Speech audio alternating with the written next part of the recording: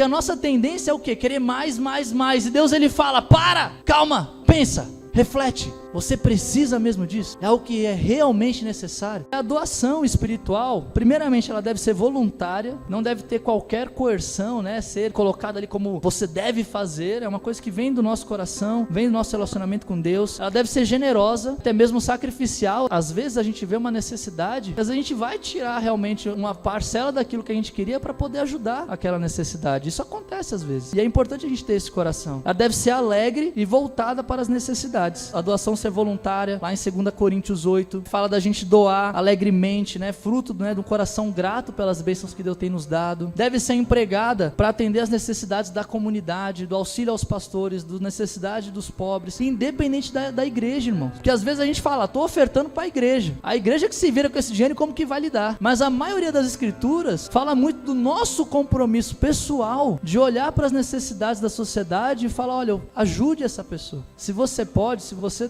consegue, ajude essa necessidade. Isso não isenta a responsabilidade da igreja, mas a gente vê muitas escrituras na Bíblia que fala muito do nosso individual, né, de como a gente deve olhar para isso. Também fala sobre a questão do sacrifício, né? E aí o grande problema quando a gente começa a ver esses conceitos, a gente começa a pensar, começa a calcular, né?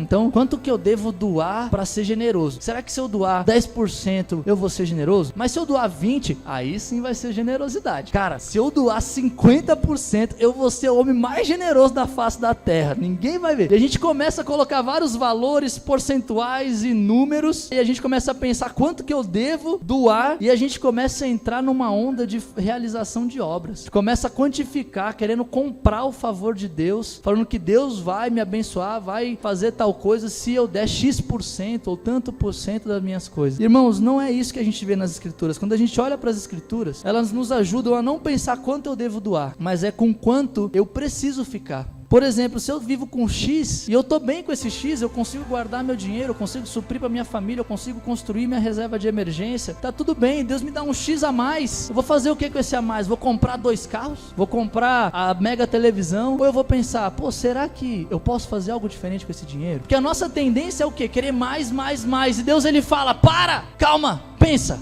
reflete. Você precisa mesmo disso? É o que é realmente necessário? É isso que a palavra de Deus ela nos ensina, a olhar para nossas necessidades, as necessidades ao redor, e olhar para o nosso dinheiro e ver, fazer essa pausa. Pô, será que eu estou usando isso para propósitos divinos? Será que eu estou conseguindo usar isso da maneira que Deus quer que eu use? Calma aí, deixa eu pensar, como é que eu posso fazer isso? É isso que Deus ele nos fala, porque Deus ele não quer o dinheiro, como eu falei, ele já é dono de tudo. A gente viu isso semana passada, Deus é dono de tudo. A questão não é o dinheiro, é muito mais fácil a gente dar o dinheiro do que dar o coração, irmãos. Às vezes a gente pode dar 10 ou mais porcentagem da nossa renda para esse fim de doação, de oferta, e aí a gente fica bem e fala, pô, tô dando.